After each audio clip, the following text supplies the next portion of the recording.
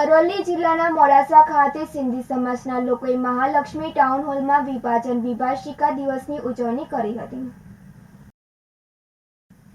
રાષ્ટ્રીય સિંધી ભાષા વિકાસ પરિષદ, ભારત સરકાર, દિલ્હી તેમજ ભારતીય સિંધુ સભાના સંયુક્ત ઉપક્રમે તારીખ 10મી ઓગસ્ટના રોજ વિભાજન વિભાષિકા દિવસની ઉજવણી મોડાસા સિંધી સમાજના ભાઈ બહેનોએ ખૂબ અસરકારક રીતે કરી હતી. આ તબક્કે મુખ્ય અતિથિ તરીકે ભારતીય સિંધુ સભાના રાષ્ટ્રીય અધ્યક્ષ ભગતરામ છાબડા, આરએસએસના ક્ષેત્રીય સંપર્ક પ્રમુખ વિજય દેવાંગજી, એનએસએસના અગ્રણી તુલસીરામ ટેકવાણી, ભારતીય સિંધુ સભાના રાષ્ટ્રીય ઉપાધ્યક્ષ મુકેશભાઈ લખવાણી, ગુજરાત પ્રાંત અધ્યક્ષ દિલીપભાઈ પબરેજા, યુવા આગેવાન નિખિલ મેઠિયા, આરએસએસના પ્રાંત કાર્યવાહ શૈલેષભાઈ પટેલ વગેરે મહાનુભાવો ઉપસ્થિત રહ્યા હતા. મોડાસા શહેરના અગ્રણીઓ દ્વારા તેમનું ભવ્ય સન્માન કરવામાં આવ્યું હતું. દીપ પ્રાગટ્યમાં તમામ મહાનુભાવો જોડાયા હતા. દીપ પ્રાગટ્ય બાદ ઈષ્ટદેવ ઝૂલેલાલજીની પ્રતિમાને નતમસ્તક વંદન કરીને કાર્યક્રમનો પ્રારંભ કરવામાં આવ્યો હતો. સાલ 1947માં જ્યારે અખંડ ભારતના ભાગલા પડ્યા અને દેશનું વિભાજન થયું તે સમયે સિંધ પ્રાંત એટલે કે પાકિસ્તાનમાં વસતા સિંધી સમાજના લોકોએ પોતાનું વતન છોડીને ભારત તરફ પ્રયાણ કર્યું. તે સમયની દુઃખભરી કહાનીને પ્રસ્તુત કરતો આ કાર્યક્રમ મંચ ઉપર તાદૃશ્ય રીતે રજૂ કરીને મોડાસા શહેરના સિંધી ભાઈ બહેનોએ દર્શકોના દિલ જીતી લીધા હતા. એ ગોજારી ઘટનાને આજની નવી પેઢી જોઈ અને જાણી શકે તે હેતુથી આ કાર્યક્રમ યોજાયો હતો. 1947માં દેશના થયેલા બટવારાના કારણે ભારત અને પાકિસ્તાન અલગ પડ્યા હતા. ત્યારે સિંધી સમાજના ધર્મપ્રિય લોકો પોતાનો હિન્દુ ધર્મ બચાવવા, માલ મિલકત, જમીન જાહેરાત બધું જ છોડીને જીવ બચાવવા વતનને છોડીને ભારત આવ્યા. ત્યારે તત્કાલીન સરકારે તેમને નિર્વાસિત ગણીને આશરો આપ્યો. ત્યારની સમસ્ત ઘટનાને નાટક સ્વરૂપે રજૂ કરીને દિલીપભાઈ પબરેજાના દીર્ઘદર્શન હેઠળ યોજાયેલ આ કાર્યક્રમમાં દર્શકોની આંખોમાં જળજળિયા આવી ગયા હતા. મહાનુભાવોએ આ કાર્યક્રમની ભરપેટ સરાહના કરી હતી. મોડાસા શહેરમાં વસતા સિંધી સમાજના ભાઈ બહેનોએ આ નાટકમાં ભાગ લઈને તેમનામાં રહેલ અદ્ભુત ટેલેન્ટના દર્શન કરાવ્યા હતા. વિભાજન સમયે થઈ હિન્દુઓની કત્લેઆમ અને મારો કાપોના હૃદયસ્પર્શી દ્રશ્યો નાટકમાં રજૂ કરવામાં આવ્યા ત્યારે દર્શકો ખરેખર પ્રભાવિત થઈ ગયા હતા. કાર્યક્રમમાં ઉપસ્થિત ભારતીય સિંધુ સભાના રાષ્ટ્રીય અધ્યક્ષ ભગતરામ છાબડા તેમજ આરએસએસના ક્ષેત્રીય સંપર્ક પ્રમુખ વિજય દેવાંગે પ્રસંગ અનુરૂપ ઉદ્બોધન કરીને શ્રોતાઓને મંત્રમુગ્ધ કરી દીધા હતા. એનસીપીએલના તુલસીરામ ટેકવાણી તેમજ રાષ્ટ્રીય ઉપાધ્યક્ષ મુકેશભાઈ લખવાણીએ આ કાર્યક્રમ બદલ મોડાસા સિંધી પંચાયત તેમજ નગરવાસીઓને અભિનંદન પાઠવ્યા હતા. સમસ્ત કાર્યક્રમના કરતા હતા જેમાં દિલીપભાઈ પબરેજાએ મહાનુભાવોનું હૃદયપૂર્વક સ્વાગત અને સન્માન કરીને તેમને બિરદાવ્યા હતા. નાટકની રજૂઆત બાદ ઉલ્લાસનગર બોમ્બેથી ખાસ આમંત્રિત કરાયેલા સંજુ ભગત અને તેમની ટીમ દ્વારા સાંસ્કૃતિક કાર્યક્રમ અને ભજન કીર્તનની રમઝટ જમાવી સમગ્ર વાતાવરણને રંગીન બનાવી દેવામાં આવ્યું હતું.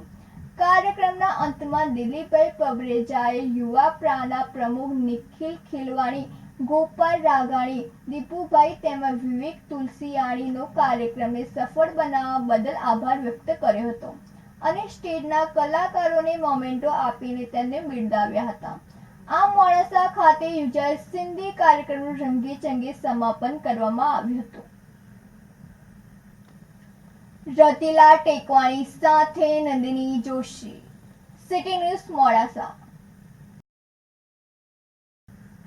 પ્રાંતિજના કાટવાડ ઓવરબ્રિજ પાસે પાર્ક કરેલ કારમાં દારૂ ઝડપાયો હતો. પ્રાંતિજના કાટવાડ ઓવરબ્રિજ પાસે પાર્ક કરેલ કારમાં દારૂ ઝડપાયો હતો. સ્ટેટ મોનિટરિંગ સેલની ટીમે દારૂ ભરેલી કાર ઝડપી હતી, જેમાં કાર સાથે 2 આરોપી યુવકોની ધરપકડ કરવામાં આવી હતી. 1.83 લાખની કિંમતની 1245 દારૂની બોટલ વિજિલન્સની ટીમે ઝડપી પાડ્યો હતો. જે દારૂ રાજસ્થાનથી અમદાવાદ પહોંચાડવા લઈ જવાતો હતો ત્યારે એસએમસી ટીમે સાબરકાંઠામાં વધુ એકવાર દારૂ ઝડપાતા સફળતા મેળવી હતી.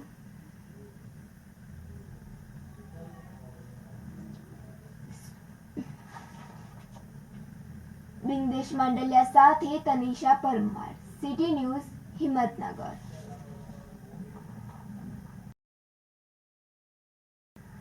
સાબરકાંઠા જિલ્લાના પ્રાંતિજમાં આવેલ મા દશામાના મંદિર ખાતે સમૂહ આરતી યોજાઈ હતી, જેમાં માઈ ભક્તોએ માની આરતી ઉતારી ધન્યતા અનુભવી હતી. પ્રાંતિજ સહિત તાલુકામાં શ્રી દશામાના વ્રત મહિલાઓ દ્વારા કરવામાં આવી રહ્યા છે. ત્યારે પ્રાંતિજ નેશનલ હાઈવે 48 ઉપર આવેલ શ્રી દશામાના મંદિર ખાતે મંદિર વ્યવસ્થાપકો દ્વારા અષ્ટમી આઠમના દિવસે રાત્રિના સમયે સમૂહ આરતીનું આયોજન કરવામાં આવ્યું હતું અને પ્રાંતિજ સહિત આજુબાજુના ધર્મપ્રેમી લોકો સહિત દશામાનું વ્રત કરતી મહિલાઓ સહિત માઈ ભક્તો મોટી સંખ્યામાં ઉપસ્થિત રહ્યા હતા અને માના દર્શન કરીને માની આરતી ઉતારી ધન્યતા અનુભવી હતી. તો મંદિરના ચોકમાં મહિલાઓ દ્વારા ગરબાની રમઝટ પણ બોલાવવામાં આવી હતી. જ્યારે દર વર્ષની જેમ આ વર્ષે પણ મંદિરના પ્રમુખ નિત્યાનંદભાઈ બ્રહ્મભટ્ટ તથા મંદિરના વ્યવસ્થાપકો દ્વારા મંદિર ખાતે સુંદર આયોજન કરવામાં આવ્યું હતું. રમેશ મિસ્ત્રી સાથે નંદિની જોશી, સિટી ન્યૂઝ પ્રાંતિજ. ઈડર ખાતે ઈડર વડાલીના ધારાસભ્ય રમણલાલ વોરાની અધ્યક્ષતામાં હર ઘર તિરંગા રેલી યોજાઈ હતી. સાબરકાંઠા જિલ્લામાં ધારાસભ્ય રમણલાલ વોરાની અધ્યક્ષતામાં ઈડર ખાતે ભવ્ય તિરંગા યાત્રા યોજાઈ હતી. જિલ્લાના નાગરિકો તિરંગા યાત્રામાં જોડાતા સમગ્ર માહોલ તિરંગામય બન્યો હતો. દેશભક્તિના રંગમાં સમગ્ર ઈડર શહેર રંગાયું હતું. ઉપસ્થિત મહાનુભાવોએ તિરંગા લહેરાવી શહેરીજનોનું અભિવાદન ઝીલ્યું હતું. તિરંગા યાત્રામાં વિવિધ શાળાના વિદ્યાર્થીઓ, શિક્ષકો, સ્પોર્ટ ગ્રુપ અને એસોસિએશનો, રમતવીરો, સાંસ્કૃતિક, સામાજિક અને ધાર્મિક સંગઠનો, એનસીસી, એનએસએસ, પોલીસ વિભાગ સહિત રાષ્ટ્રપ્રેમી નાગરિકો દેશભક્તિના ગીતોની સુરાવલીઓ સાથે ઉત્સાહભેર તિરંગા યાત્રામાં જોડાયા હતા. આ તિરંગા યાત્રા આર્ટ્સ એન્ડ કોમર્સ કોલેજથી શરૂ થઈ ટાવર થઈને એપીએમસી માર્કેટ સુધી યોજાઈ હતી.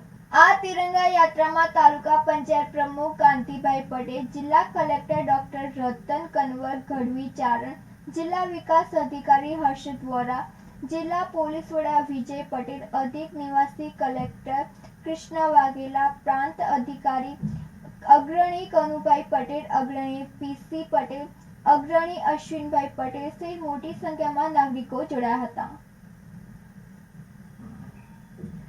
રાજેશ ચાવડા સાથે નંદિની જોશી, સિટી ન્યૂઝ ઈડર. સમગ્ર દેશ અને સમગ્ર ગુજરાતમાં હર ઘર તિરંગા યાત્રા મહાનગર હોય, નગરપાલિકા વિસ્તાર હોય કે ગ્રામ્ય વિસ્તાર હોય, તમામ જગ્યાએ 15મી ઓગસ્ટ આપણા આઝાદીના પર્વ નિમિત્તે પ્રત્યેક ઘેર આપણો રાષ્ટ્રધ્વજ ફરકે, તિરંગો ધ્વજ ફરકે, એના અનુસંધાનમાં સાબરકાંઠા જિલ્લાના માન્ય કલેક્ટરશ્રી, માન્ય ડીડીઓશ્રી, માન્ય એસપીશ્રી, સૌ કર્મચારી મિત્રો અને મોટી સંખ્યામાં જોડાયેલી જનતા જનાર્દનનો આ હર ઘર તિરંગા યાત્રામાં હાર્દિક સ્વાગત છે. બધાને ખૂબ ખૂબ શુભકામનાઓ છે.